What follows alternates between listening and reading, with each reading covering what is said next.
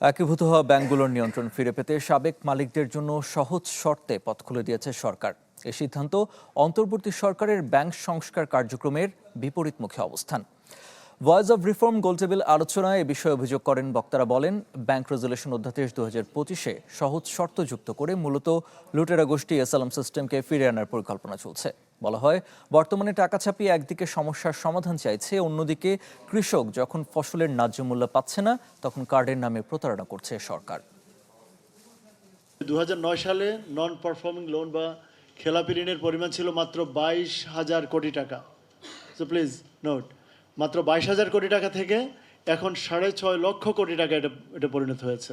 এই 18 ক বাদ দিলে it was one of the signature ordinances of the interim government.